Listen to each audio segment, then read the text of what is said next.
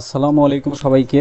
আজকে আমরা অনার্স প্রথম বর্ষের মেজর এবং নন মেজর জৈব যৌগের কার্বক্সিলিকমূলক এবং কীটনমূলক কিভাবে শনাক্ত করব এই প্রশ্নটা সলভ করব। পরীক্ষায় আসার সম্ভাবনা অনেক বেশি। এখন আমাদের যে জিনিসটা জানা লাগবে সেটা হচ্ছে এই যে কার্বক্সিলিক গ্রুপটা কি। এখন কার্বক্সিলিক গ্রুপ মূলত কিভাবে গঠিত হয়, এটা মূলত আমাদের কিটোন অর্থাৎ কার্বন ডাবল বন্ড অক্সিজেন অর্থাৎ কার্বনিল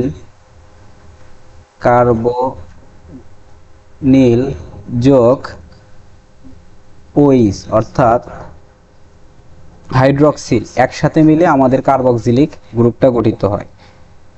এখন এটা যদি আমরা একটু ভেঙে লিখি তাহলে সি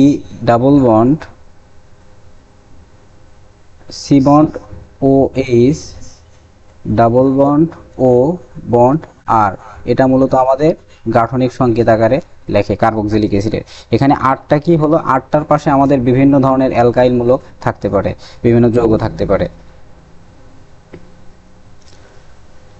এখন এই যে আমাদের প্রশ্ন সেটা হচ্ছে কার্বক্সিলিক গ্রুপ শনাক্তকরণ। তাহলে এটা শনাক্তকরণের জন্য আমাদের একটা সোডিয়াম বাইকার্বনেট অর্থাৎ NaHCO3 সোডিয়াম বাইকার্বনেট এবং কার্বক্সিলিক মূলক যুক্ত হয়ে অর্থাৎ COOH যুক্ত হয়ে জৈব বিক্রিয়ায় ঘটালে কার্বন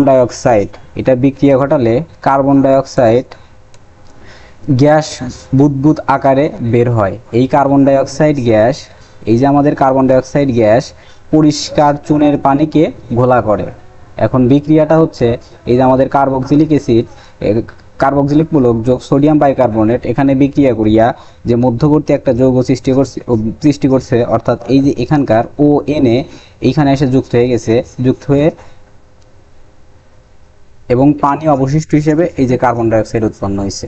পরবর্তীতে এই যে কার্বন ডাইঅক্সাইড এবং চুনের পানি অর্থাৎ ক্যালসিয়াম হাইড্রোক্সাইডের সাথে চুনের পানি মিলায় ঘোলা ক্যালসিয়াম কার্বনেট ঘোলা অধক্ষেপ উৎপন্ন করছে, যোগ পানি উৎপন্ন করছে।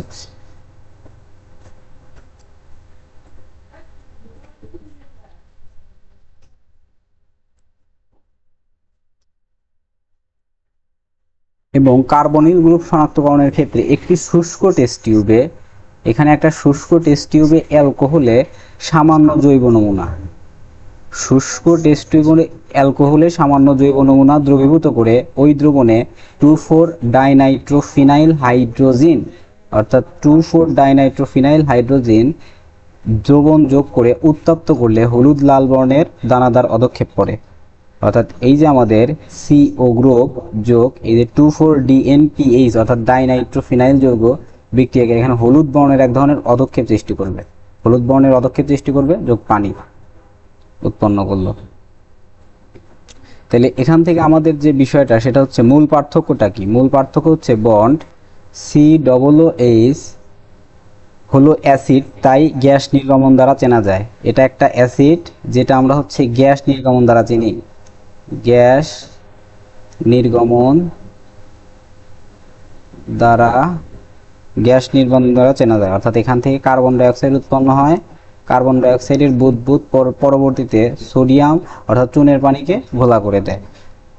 আর কিটোন বা কিটোন যেটা আছে এ হলো কার্বনিল, তাই নিউক্লিওফাইল যুক্ত হয়ে রঙিন যৌগ তৈরি করে।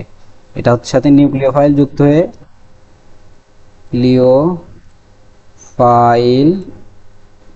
হয়ে রঙিন